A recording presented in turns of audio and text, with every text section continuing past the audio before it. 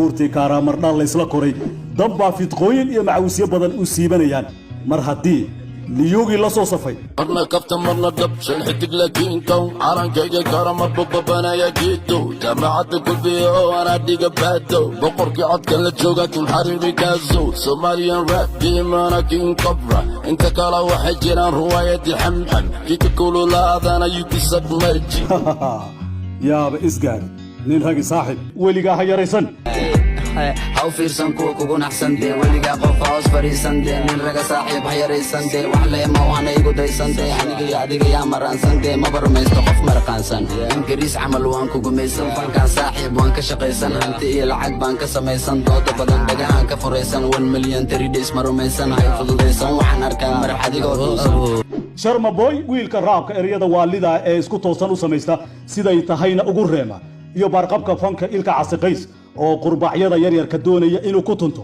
maxaad u malaynaysaa guuxiisii oo lala tegay hoygii murtida ee jigjiga durbana safka hore ee raabka soo safay macallimiintii heesaha iyo murtida loo daayay halkaa waxaa ka soo dhici doona BKM-yo iyo sabanno badan ee kurayda dhufaysiyaha sii qotaan ama kufa ama kaca iskadeeda kulligii kabtanka tiibkaazo kici ciidankeena ku tax BKM-ka hurguf cayayaanka guuxa kolonyadayda ku filan dhammaantood geeska afrikaana ka tariya kowdha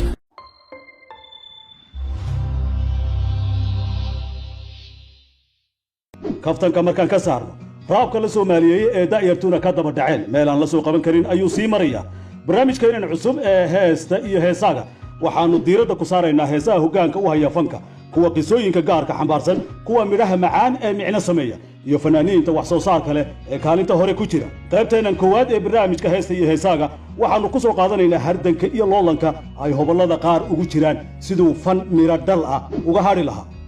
sharma boy iyo ilka casiqays oo ah laba nin oo saaxiibo ah oo iska tuurna ka dhaxeeyo ayaa mid walba saaxiib u jiibiya soo kaxaystay sidii cali xaraare oo ducaale oo tolkii ah qosolka uga tiiriyo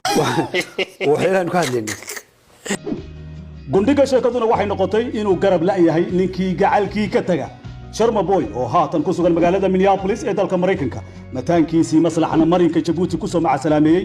ayaa u muuqda inuu yahay nin keligii meel mari kara Santa Corbano kacay kuma yaceliya Kalsooni baa igu jiraan oo kaliya dadka dhahaya maslax waa ka hadhay maslax ma ka hadhnay qalbigiisa la jira maalinta sharma soo kala harnay Amerika dirdhab isku kaamideen oo taanay shacabka reer Djibouti wallahi kala ilaab markaan diiwaanka raabka indhaha marinayna muuqaalkiisa ugu horeeyay ee uu Amerika ugu magac daray ayaa noqday mid xambaarsan micno iyo ereyo isku toosan si yaroo macaan loo dhigay mana aha mid adoo bari ka sugaya galbeedkaaga soo degaya ee ereyba daba yaala oo fasiraya ujeedada iyo micnaha loola jeedo waana raabkii ugu cuslaa ilaa iyo hadda uu Sharma Boy soo qaaday waana sababta ay Amerikaanku ula amakaageen oo albaabada ugu fureen oo dhawaanna laga yaabo inaad aragtaan isagoo aqalka cad iyo Joe Biden ciyaarsiinaya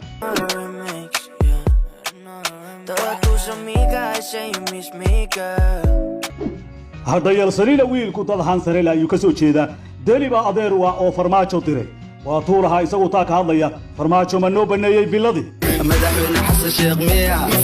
mise indhahena leewaay farmaajo filada ma ka baxo mise bareenki leewaay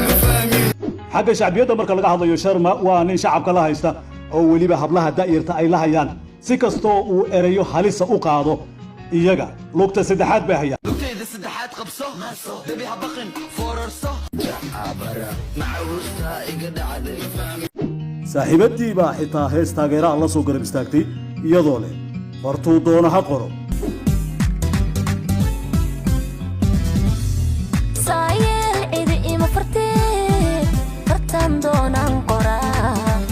Sharma arke oo casharo badan ka bartay habacsanaanta dhalinyaranimada soona waaya arkaya marba marka ka dambeeya ayaa garwaaqsaday inaan la jawaabin marka la mirkacsan yahay ama la xanaaqsan yahay taasoo ay u arkaan nacabkiisa fursado banaanaaday oo ay fallaar uga soo dusin karaan aniga weligay ba inay ma sheegayo si aan fanku soo galay wax famil ah oo soo raajay familkii ka mid ah ma jiro justin uma baahnaa nawdan la joogo wallahi billahi talaa waa saga filnaa uma baahnaa haddaba aan u soo noqono raabka Soomaalida ee hana qaaday ay horseedka u yihiin ilka casiqays Sharma Boy maslax mideeye iyo qaar kale aan ka dhicin oo mar hore sameeyay